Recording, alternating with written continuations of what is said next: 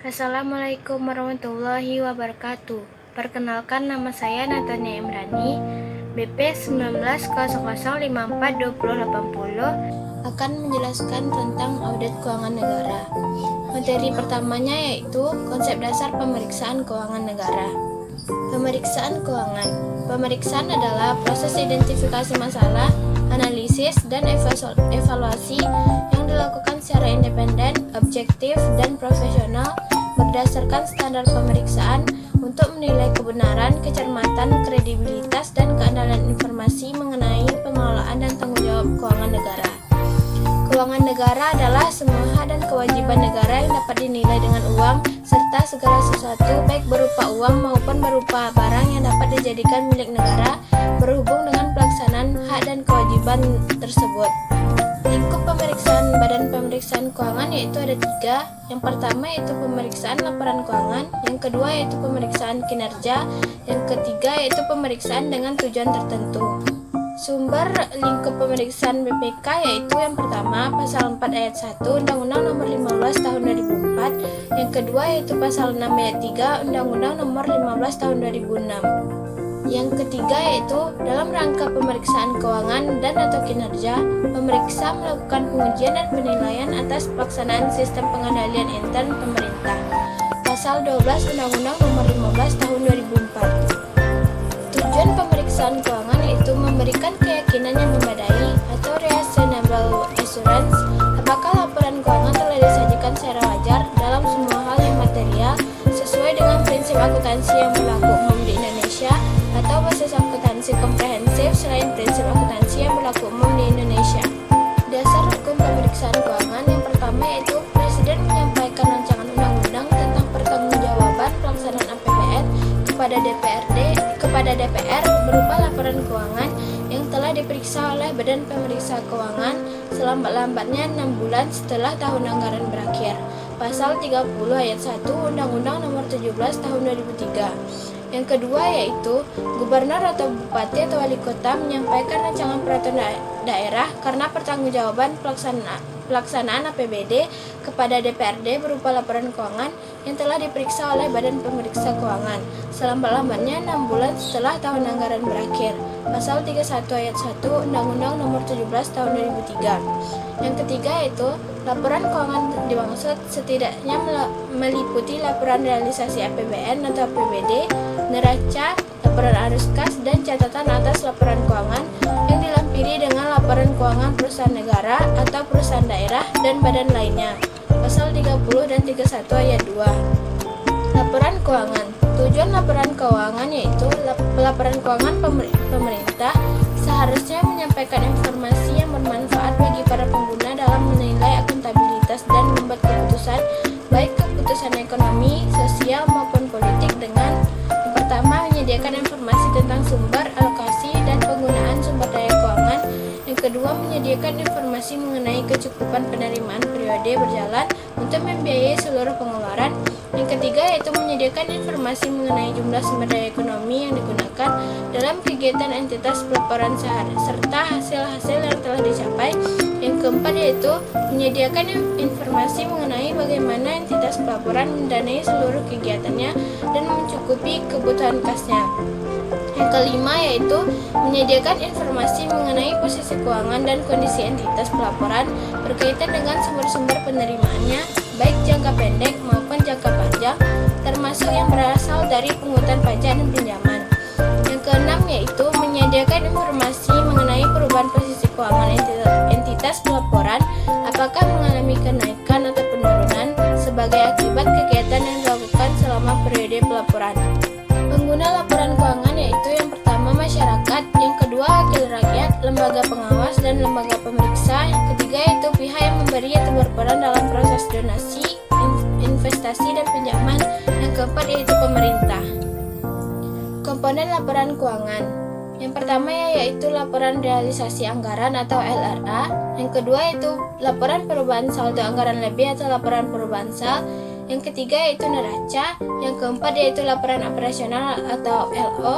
Yang kelima yaitu laporan arus kas atau LAK.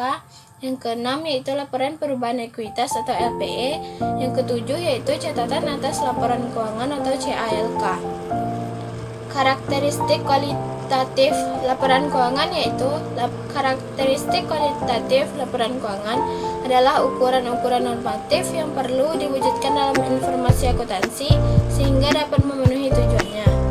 Keempat karakteristik berikut ini merupakan prasyarat normatif yang diperlukan agar laporan keuangan pemerintah dapat memenuhi kualitas yang dikehendaki, yaitu yang pertama relevan, yang kedua andal, yang ketiga dapat dibandingkan, yang keempat yaitu dapat dipahami.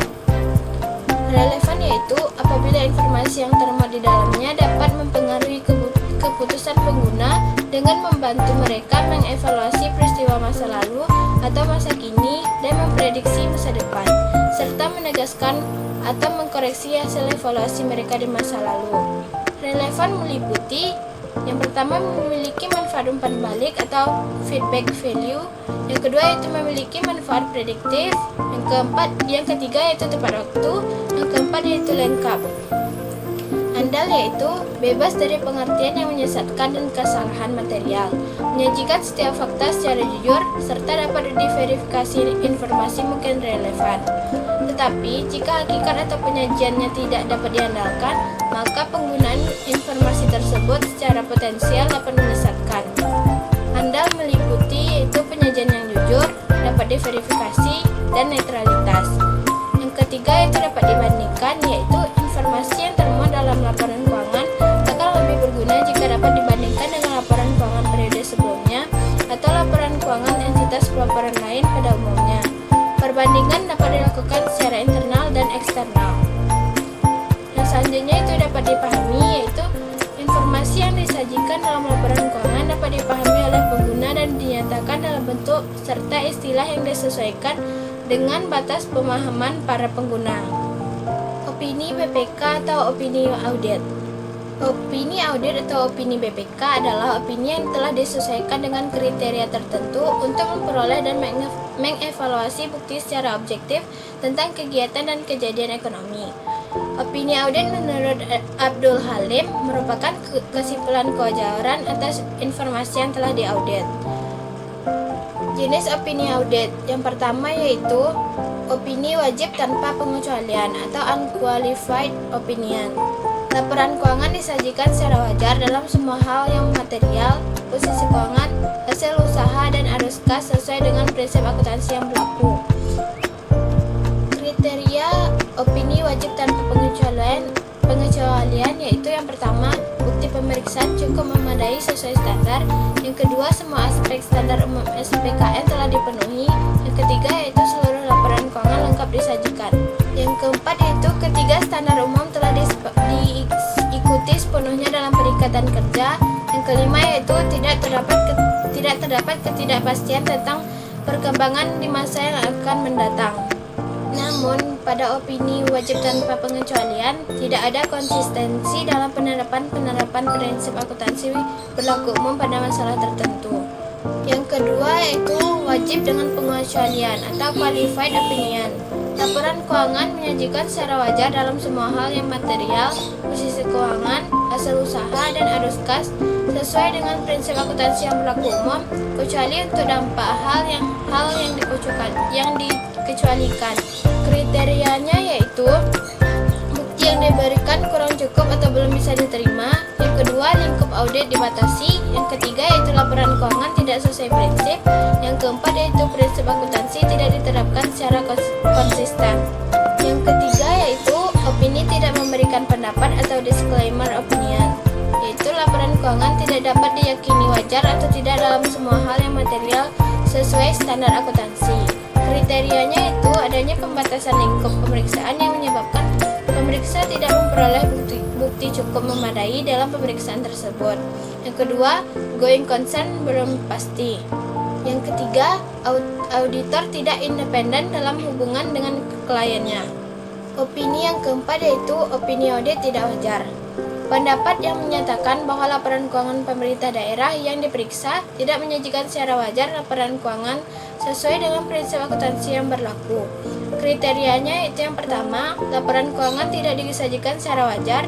Yang kedua, tidak sesuai dengan prinsip akuntansi yang berlaku. Yang ketiga, itu memuat salah satu material saja.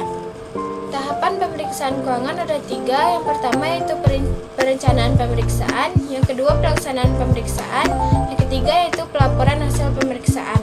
Perencanaan pemeriksaan ada beberapa dalam perencanaan pemeriksaan, yaitu yang pertama pemahaman tujuan pemeriksaan dan hadapan penugasan, yang kedua pemenuhan kebutuhan pemeriksa, yang ketiga pemahaman atas entitas, yang keempat pemantauan tindak lanjut laporan hasil pemeriksaan sebelumnya, yang kelima pemahaman sistem pengendalian intern, yang keenam pemahaman dan penilaian risiko, yang ketujuh yaitu penetapan materialistis awal dan kesalahan tertolerir, yang kedelapan penentuan metode uji petik, yang kesembilan pelaksanaan prosedur analitis awal, yang kesepuluh yaitu penyusunan program pemeriksaan dan program kerja perorangan. Yang kedua, pelaksanaan pemeriksaan. Dalam pelaksanaan pemeriksaan terdapat yang pertama pelaksanaan pengujian analitis terinci, yang kedua pengujian sistem pengendalian intern, yang ketiga itu pengujian substansi atas transaksi dan saldo akun, yang keempat penyelesaian penugasan, review kewajiban kontingensi, review kontrak jangka panjang, identifikasi kejadian setelah tanggal neraca. Yang kelima yaitu penyusunan ikhtisar koreksi. Yang keenam penyusunan konsep temuan pemeriksaan. Yang ketujuh pembahasan dengan pejabat entitas yang berwenang. Yang kedelapan perolehan tanggapan resmi dan tertulis. Yang kesembilan penyampaian temuan pemeriksaan. Yang ketiga yaitu pelaporan hasil pemeriksaan. Terdapat yang pertama penyusunan konsep laporan hasil pemeriksaan.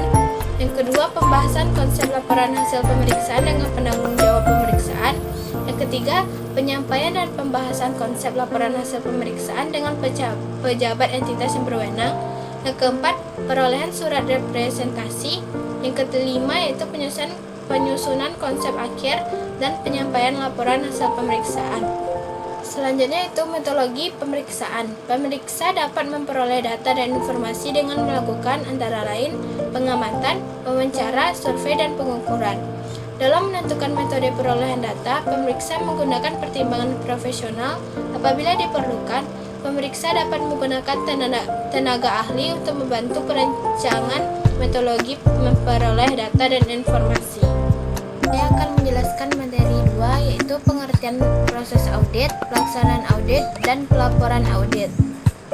Hakikat audit menurut Mulyadi dan Puradireja 1998. Audit adalah suatu proses sistematik untuk memperoleh dan mengevaluasi bukti secara objektif mengenai pernyataan-pernyataan tentang kegiatan dan kejadian ekonomi dengan tujuan untuk menetapkan tingkat kesesuaian antara pernyataan-pernyataan tersebut dengan kriteria yang telah ditetapkan serta penyampaian hasil-hasilnya kepada pemakai yang berkepentingan. Audit memiliki kata kunci, yaitu yang pertama, informasi yang dapat diukur dan kriteria yang ditetapkan. Yang kedua, entitas ekonomi. Yang ketiga, pengumpulan dan pengevaluasian bahan bukti. Yang keempat, orang yang kompeten dan independen. Yang kelima, yaitu pelaporan. Proses audit ada 3, yaitu perencanaan atau planning. Yang kedua, pelaksanaan atau executing. Yang ketiga, pelaporan atau reporting. Dalam perencanaan audit terdapat pertama, pemahaman atas sistem akuntansi keuangan sektor publik. Yang kedua, penentuan tujuan dan lingkup audit. Yang ketiga, penilaian risiko. Yang keempat, penyusunan rencana audit. Yang kelima, penyusunan program audit. Dalam pelaksanaan audit terdapat definisi struktur pengendalian internal dan jenis pengendalian internal. Definisi struktur pengendalian internal tujuannya untuk mendapatkan keandalan laporan keuangan, kepatuhan terhadap hukum dan peraturan yang berlaku, dan efektivitas dan efisiensi operasi. Jenis pengendalian intern yaitu organisasi, pemisahan tugas, fisik, persetujuan dan otorisasi, akuntansi, personel, supervisi, dan manajemen. Pengendalian organisasional berisi perekrutan dan pelatihan personel yang jujur dan kompeten, pemisahan fungsi, pembagian tugas dalam fungsi akuntansi, dan tanggung jawab yang dirinci dengan baik untuk semua personel. Pengendalian terhadap kelengkapan dan keakuratan transaksi yaitu sequence checking, perbandingan, control totals, dan re-performance. Keterbatasan pengendalian intern yaitu pengendalian internal yang tergantung pada pemisahan tugas dapat dihindari dengan kolusi. Yang kedua, otorisasi dapat diabaikan oleh seseorang yang mempunyai kedudukan tertentu atau oleh manajemen. Yang ketiga, personal keliru dalam memahami perintah karena kelalaian, tidak perhatian, maupun kelelahan. Ciri-ciri sistem pengendalian yang baik. Yang pertama itu independensi dalam prosedur pemrosesan. Yang kedua, harus ada solusi untuk melewatinya. Yang ketiga, dilakukan oleh personal dengan senioritas yang memadai. Yang keempat, yaitu dilakukan secara tepat waktu. Unsur struktur pengendalian internal berisi lingkungan pengendalian, penaksiran risiko, informasi dan komunikasi, aktivitas pengendalian dan pemantauan. Yang pertama yaitu lingkungan pengendalian. Faktor yang mempengaruhi lingkungan pengendalian yaitu nilai integritas dan etika. Yang kedua, komitmen terhadap kompetensi. Yang ketiga, filosofi dan gaya operasi manajemen. Yang keempat, struktur organisasi. Yang kelima, pembagian wewenang dan pembebanan tanggung jawab. Yang keenam, kebijakan dan praktik sumber daya manusia. Yang kedua yaitu penaksiran risiko. Penaksiran risiko mencakup pertimbangan khusus risiko yang timbul dari perubahan standar akuntansi baru, hukum dan peraturan baru, perubahan yang berkaitan dengan revisi sistem dan teknologi baru yang digunakan untuk pengolahan informasi, pertumbuhan pesat suatu entitas yang menuntut perubahan fungsi pengolahan dan pelaporan informasi, dan karyawan yang terlibat dalam fungsi tersebut. Yang ketiga yaitu informasi dan komunikasi. Sistem akuntansi yang efektif dapat memberikan keyakinan apabila sah, telah diotorisasi, telah dicatat, telah dinilai secara wajar, telah digolongkan secara wajar, telah dicatat dalam periode yang seharusnya, telah dimasukkan ke dalam buku pembantu, dan telah diringkas dengan benar. Unsur struktur pengendalian internal yang keempat yaitu aktivitas pengendalian. Aktivitas pengendalian terdiri atas pengendalian pengolahan informasi, pemisahan fungsi yang memadai, pengendalian fisik atas kekayaan Pemda dan catatan, review atas kinerja. Yang kelima yaitu pemantauan. Adalah proses penilaian kualitas kinerja struktur pengendalian internal sepanjang waktu. Pemantauan dilaksanakan oleh personel yang semestinya melakukan pekerjaan tersebut baik pada tahap desain maupun pengoperasian pengendalian pada waktu yang tepat. Bukti audit. Standar audit tentang bukti audit menyatakan bukti yang pertama yaitu bukti audit merupakan informasi yang diperoleh auditor dalam menarik kesimpulan sebagai basis opini auditor. Yang kedua, bukti audit bersifat kumulatif dan terutama diperoleh melalui prosedur audit yang dilaksanakan selama proses audit. Yang ketiga, auditor harus merancang prosedur audit yang tepat sesuai kondisi untuk memperoleh bukti audit yang cukup dan tepat. Kecukupan dan ketepatan bukti audit. Yang pertama yaitu kecukupan bukti audit merupakan ukuran kuantitas bukti audit. Yang kedua, bukti audit yang cukup dipengaruhi oleh penilaian auditor atas risiko penyajian material. Semakin tinggi risiko, semakin banyak bukti audit yang diperlukan. Yang kedua, kualitas bukti audit. Semakin baik kualitas bukti audit, semakin sedikit bukti yang dibutuhkan. Yang ketiga, ketepatan bukti audit merupakan ukuran kualitas bukti audit yang mencakup relevansi dan keandalan bukti audit. Kecukupan dan ketepatan bukti audit yang ketiga yaitu relevansi bukti audit. Informasi yang digunakan sebagai bukti audit harus relevan terhadap tujuan prosedur audit dan asersi manajemen. Yang keempat yaitu keandalan bukti audit. Keandalan bukti audit meningkat apabila bukti audit diperoleh dari sumber independen dari luar entitas. Keandalan bukti audit yang diperoleh dari sumber internal meningkat ketika pengendalian internal yang berkaitan dilaksanakan secara efektif dan entitas. Bukti audit yang diperoleh secara langsung oleh auditor lebih dapat diandalkan dibandingkan bukti audit yang diperoleh secara tidak langsung. Inspeksi dokumen akan membantu auditor mengetahui ketepatan syarat-syarat kontrak atau faktor. Dengan melakukan inspeksi atas dokumen, maka auditor dapat mengevaluasi kelengkapan bukti dokumen, meliputi keaslian dokumen, mendeteksi keberadaan butir-butir yang tidak wajar. Selanjutnya, inspeksi aset berwujud memungkinkan auditor memiliki pengetahuan langsung terhadap keberadaan dan kondisi fisik dari aset berwujud. Melakukan konfirmasi.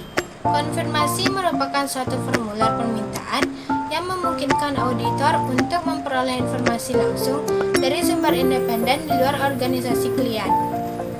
Biasanya, klien membuat surat tertulis kepada pihak luar, namun auditor mengendalikan pengiriman dan penerimaan surat. Permintaan tertulis tersebut harus mencantumkan instruksi yang meminta penerima mengirimkan jawaban langsung kepada auditor. Permintaan keterangan atau inquiry. Permintaan keterangan dapat dilakukan dengan permintaan keterangan lisan atau tertulis kepada pihak klien atau pihak eksternal klien. Yang kedua, permintaan keterangan dari klien, misalnya tentang permintaan keterangan dari klien, misalnya tentang keusahaan sediaan, ketertagihan piutang atau hal lain yang terkait asal prosedur analitika. Yang ketiga, permintaan keterangan dari pihak eksternal, misalnya permintaan keterangan dari pengacara. Melakukan perhitungan atau counting. Aplikasi perhitungan. Yang pertama, perhitungan fisik atas aset berwujud. Yang kedua, perhitungan dokumen bernomor unit cetak. Melakukan tracing atau penelusuran. Penelusuran dilakukan dengan cara: yang pertama, pilih dokumen transaksi dari arsip dokumen sumber. Yang kedua, pastikan bahwa informasi dan dokumen tersebut telah dicatat di catatan akuntansi atau jurnal dari buku besar.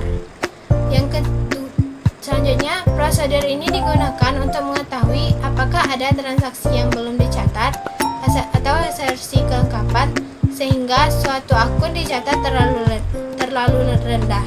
Materi yang ketiga yaitu pengukuran kinerja sektor publik. Pengertian kinerja bisa berfokus pada input, misalnya uang, staf atau karyawan, kewenangan yang legal, atau dukungan politis atau birokrasi. Pengertian kinerja menurut INGSI 2002, kinerja bisa juga berfokus pada aktivitas atau proses yang mengubah input menjadi output dan kemudian menjadi outcome. Misalnya kesesuaian program atau aktivitas dengan hukum, peraturan dan pedoman yang berlaku atau standar yang ditetapkan.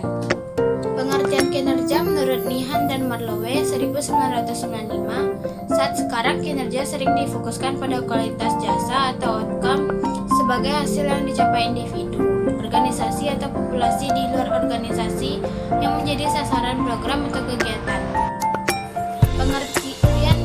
Pengukuran kinerja yaitu proses mencatat dan mengukur pencapaian pelaksanaan kegiatan dalam arah pencapaian visi dan misi organisasi melalui hasil-hasil yang ditampilkan berupa produk, jasa, ataupun suatu proses. Menurut Stott 1993 dalam BPKP 2000. Sistem pengukuran kinerja sektor publik yaitu suatu sistem yang bertujuan untuk membantu manajer publik menilai pencapaian suatu strategi melalui alat ukur finansial dan non-finansial. Tujuan sistem pengukuran kinerja itu yang pertama, untuk mengkomunikasikan strategi secara lebih baik. Yang kedua, untuk mengukur kinerja finansial dan non-finansial secara berimbang sehingga ditelusuri perkembangan pencapaian strategi. Yang ketiga yaitu untuk mengakomodasikan pemahaman kepentingan manajer level menengah dan bawah serta memotivasi untuk mencapai goal congruence. Yang keempat yaitu sebagai alat untuk mencapai kepuasan berdasarkan pendekatan individual dan kemampuan kolektif yang rasional. Manfaat pengukuran kinerja yaitu yang pertama, memberi pemahaman mengenai ukuran yang digunakan untuk menilai kinerja manajemen. Yang kedua yaitu untuk memberikan arah untuk mencapai target kinerja. Yang ketiga yaitu untuk memonitor dan mengevaluasi kinerja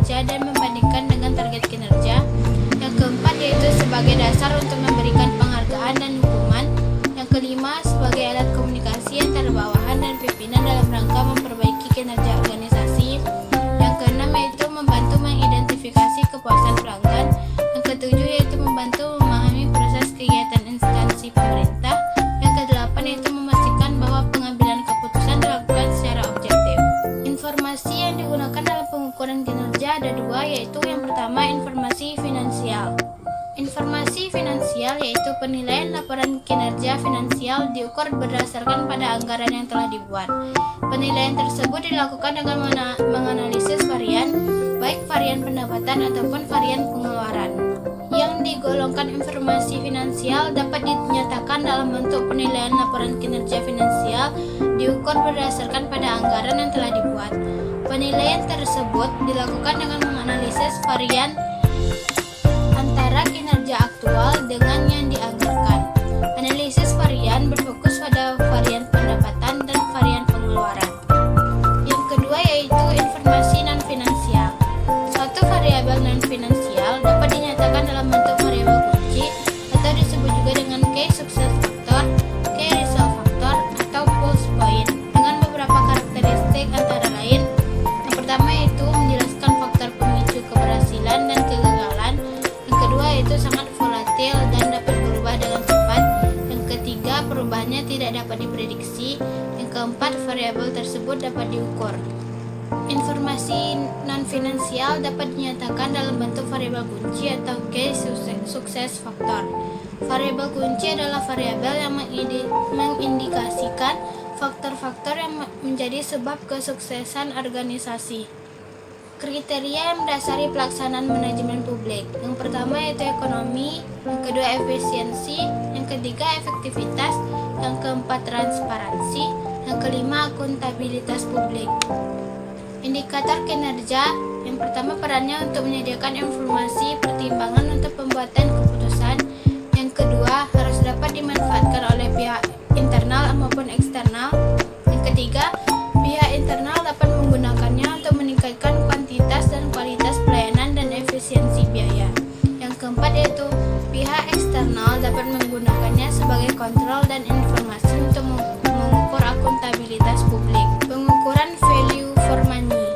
Value for money merupakan suatu konsep pengukuran kinerja sektor publik yang mengukur kinerja berdasarkan tingkat ekonomi, efisiensi, dan efektivitas. Tiga bahasan pokok dalam indikator value for money yaitu ekonomis, yang kedua efisiensi, yang ketiga efektivitas. Ekonomis merupakan hubungan antara pasar dan masukan, cost of input. Sering disebut sebagai kehematan yang mencakup juga pengelolaan secara hati-hati atau cermat dan tidak ada pemborosan.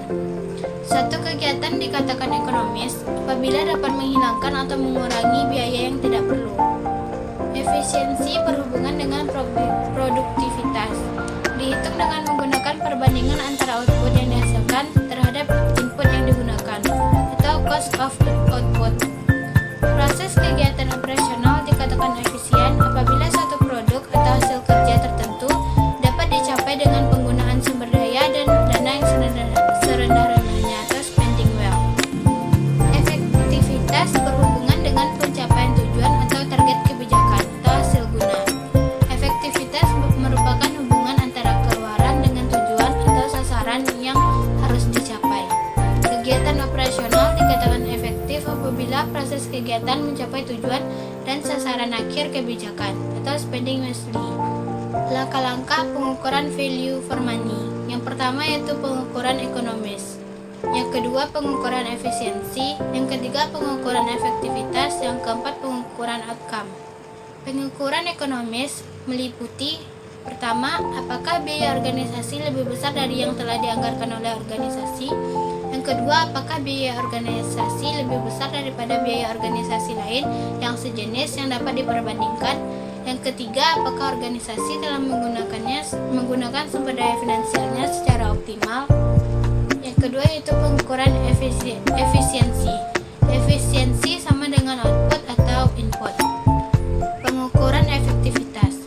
Hal yang terpenting yang perlu dicatat adalah bahwa efektivitas hanya melihat satu program atau kegiatan telah mencapai tujuan yang telah ditetapkan. Pengukuran outcome. Pengukuran outcome memiliki dua peran yaitu retrospektif atau penilaian kinerja masa lalu dan prospektif, penilaian kinerja di masa yang akan datang. Analisis prospektif digunakan untuk mengarahkan keputusan alokasi sumber daya publik. Analisis retrospektif memberikan bukti terhadap praktik yang baik. Analisis rasio keuangan. yang pertama rasio kemandirian keuangan daerah, yang kedua rasio efektivitas dan efisiensi PAD, yang ketiga debt service coverage ratio atau DSCR, yang keempat yaitu rasio pertumbuhan, yang kelima yaitu analisis laporan arus kas. Pengembangan analisis dengan BSC atau Balance Scorecard. Balance Scorecard adalah suatu metode untuk pengukuran dan penilaian kinerja pemerintah dengan mempertimbangkan aspek keuangan dan aspek non-keuangan dengan mengukur 4 aspek. Balance Scorecard juga mempertimbangkan aspek keuangan dan aspek non-keuangan, meliputi yang pertama yaitu aspek customer, yang kedua yaitu aspek bisnis internal, yang ketiga yaitu aspek pembelajaran dan inovasi, yang keempat yaitu aspek keuangan. Dari yang keempat yaitu audit sektor publik. Audit sektor publik adalah organisasi pemerintahan yang bersifat nirlaba seperti sektor pemerintah daerah atau Pemda, atau BUMN atau BUMD, dan instansi lain yang berkaitan dengan pengelolaan aset kekayaan negara dan perusahaan, dan fokus pada manfaat. Audit sektor publik menggunakan standar audit yaitu Standar Pemeriksaan Keuangan Negara atau SKPN yang dikeluarkan oleh BPK. Karakteristik audit yang kedua yaitu kepatuhan terhadap peraturan perundang-undangan. Audit sektor publik merupakan faktor dominan karena kegiatan di sektor publik sangat dipengaruhi oleh peraturan dan perundang-undangan. Tujuan audit sektor publik yang pertama yaitu organisasi sektor publik mendapat amanah dan kepercayaan.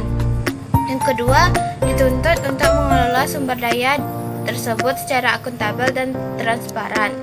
Yang ketiga yaitu untuk meningkatkan akuntabilitas dan transparansi pengelolaan sumber daya. Audit pada sektor publik sangat diperlukan karena informasi yang diperoleh dari hasil audit sektor publik dapat digunakan oleh pihak internal atau entitas yang diaudit untuk melaksanakan perbaikan internal.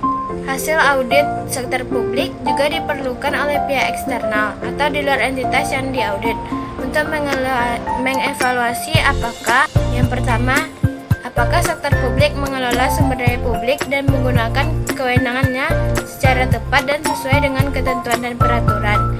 Yang kedua, program yang dilaksanakan mencapai tujuan dan hasil yang diinginkan. Yang ketiga, pelayanan publik diselenggarakan secara efektif, efisien, ekonomis, etis, dan berkeadilan. Jenis-jenis audit sektor publik ada 3, yaitu yang pertama, pemeriksaan laporan keuangan menggunakan prinsip akuntansi keuangan. Yang kedua yaitu pemeriksaan kinerja menggunakan efisiensi, efektivitas, dan ekonomis. Yang ketiga yaitu pemeriksaan investigasi, yaitu kerugian negara unsur pidana. Tipe-tipe audit sektor publik. Yang pertama yaitu audit keuangan yaitu financial audit. Yang kedua yaitu audit kinerja atau performance audit. Yang ketiga yaitu audit investigasi atau special audit. Pengertian audit keuangan yaitu suatu proses sistematik secara objektif, penyediaan dan evaluasi bukti-bukti yang berkenan dengan asersi tentang kegiatan dan kejadian ekonomi guna memastikan derajat dan tingkat hubungan antara asersi tersebut dengan kriteria yang ada serta mengkomunikasikan hasil yang diperoleh tersebut kepada pihak-pihak yang berkepentingan. Unsur-unsur audit keuangan yaitu proses sistematik, objektivitas, penyediaan dan evaluasi bukti-bukti, asersi tentang kegiatan dan kejadian ekonomi, derajat hubungan kriteria yang ada, dan mengkomunikasikan hasil. Asersi yaitu merupakan suatu proporsi yang secara esensial dapat dibuktikan atau tidak dapat dibuktikan. Tujuan pengujian atas laporan keuangan oleh auditor independen adalah merupakan ekspresi suatu opini secara jujur tentang posisi keuangan, hasil operasi, dan aliran kas yang disesuaikan dengan prinsip akuntansi berterima umum. Laporan auditor merupakan media yang mengekspresikan opini auditor atau dalam kondisi tertentu menyangkal suatu opini. Audit atas hal yang berkaitan dengan keuangan meliputi unsur yang pertama yaitu segmen laporan keuangan, laporan pendapatan dan biaya, laporan penerimaan dan pengeluaran kas, laporan aset tetap, dokumen permintaan anggaran, perbedaan antara realisasi dengan anggaran. Yang kedua yaitu pengendalian intern mengenai ketaatan terhadap peraturan yang berlaku. Yang ketiga yaitu pengendalian atau pengawasan intern atas penyusunan laporan keuangan. Yang keempat yaitu ketaatan terhadap peraturan perundang-undangan yang berlaku dan dugaan kecurangan. Yang kedua yaitu audit kinerja atau performance audit. Merupakan pemeriksaan secara objektif dan sistematik terhadap berbagai macam bukti untuk dapat melakukan penilaian secara independen atas kinerja entitas atau program atau kegiatan pemerintah yang diaudit. Tujuan audit kinerja yaitu untuk meningkatkan akuntabilitas pemerintah dan memudahkan pengambilan keputusan oleh pihak yang bertanggung jawab untuk mengawasi atau memprakarsai tindakan koreksi. Cakupan audit kinerja itu yang pertama audit tentang ekonomi, yang kedua audit tentang efisiensi, yang ketiga yaitu audit program. Audit ekonomi dan efisiensi untuk menentukan apakah entitas telah memperoleh, melindungi dan menggunakan sumber dayanya, karyawan, gedung, ruang dan peralatan secara hemat dan efisien. Selanjutnya penyebab timbulnya ketidakhematan dan ketidakefisien dan entitas tersebut telah mematuhi peraturan tentang kehematan dan efisiensi. Audit ekonomi dan efisiensi dapat mempertimbangkan apakah entitas yang diaudit telah yang pertama mengikuti ketentuan pelaksanaan pengadaan yang sehat, yang kedua melakukan pengadaan sumber daya secara wajar dan efisien, yang ketiga melindungi dan memelihara sumber daya secara memadai, yang keempat menghindari duplikasi pekerjaan yang tanpa tujuan, yang kelima yaitu menghindari adanya pengangguran atau jumlah pegawai yang lebih. Yang keenam menggunakan prosedur kerja yang efisien, yang ketujuh menggunakan sumber daya secara optimum, yang kedelapan mematuhi persyaratan peraturan tentang perolehan, pemeliharaan dan penggunaan sumber daya, yang kesembilan telah memiliki sistem pengendalian manajemen yang memadai, yang kesepuluh telah melaporkan ukuran yang sah dan dapat dipertanggungjawabkan. Audit program mencakup tingkat pencapaian hasil program, efektivitas kegiatan entitas, dan ketaatan terhadap peraturan yang berlaku. Contoh audit program yaitu yang pertama menilai tujuan program, menentukan tingkat capai program, yang ketiga menilai efektivitas program, yang keempat mengidentifikasi penghambat pelaksanaan kinerja atau program, yang kelima menilai alternatif pertimbangan manajemen dalam menentukan program, yang keenam menentukan program yang tumpang tindih dan bertentangan, yang ketujuh mengidentifikasi cara melaksanakan program, yang kedelapan menilai ketaatan terhadap peraturan yang berlaku, yang kesembilan menilai sistem pengendalian manajemen terhadap program. Tipe audit sektor publik yang ketiga yaitu audit investigasi. Merupakan pemeriksaan dengan lingkup tertentu. Periodenya tidak dibatasi, lebih spesifik pada area pertanggungjawaban yang diduga mengandung inefisiensi atau indikasi penyalahgunaan wewenang. Dengan hasil audit berupa rekomendasi untuk ditindaklanjuti bergantung pada derajat penyimpangan wewenang yang ditemukan. Sumber audit investigasi yaitu yang pertama pengembangan temuan audit sebelumnya, yang kedua adanya pengaduan masyarakat, yang ketiga adanya permintaan dari pihak-pihak yang berwenang seperti Dewan Komisaris, DPR, DPRD untuk melakukan audit. Hasil dari audit investigasi yaitu yang pertama, apakah yang dilaporkan masyarakat tidak terbukti, yang kedua, apakah yang diadukan terbukti, yang ketiga, terjadi kerugian bagi perusahaan akibat perbuatan melanggar hukum yang dilakukan oleh karyawan, yang keempat, terjadi ketekoran atau kekurangan kas atas persediaan barang dan bendahara tidak dapat membuktikan bahwa kekurangan tersebut diakibatkan bukan karena kesalahan atau kelalaian. Yang kelima yaitu terjadi kerugian negara karena akibat prestasi peraturan. Yang keenam yaitu terjadinya kerugian akibat perbuatan melawan hukum. Undang-undang yang berkaitan dengan keuangan sektor publik di Indonesia. Yang pertama yaitu Undang-Undang Nomor 5 Tahun 1973 tentang Badan Pemeriksa Keuangan. Yang kedua yaitu MPR Nomor 10 MPR 2001 tentang laporan pelaksanaan putusan Majelis Permusyawaratan Rakyat Republik Indonesia. Yang ketiga yaitu TAP MPR Nomor 4. Yang ketiga yaitu TAP MPR Nomor 6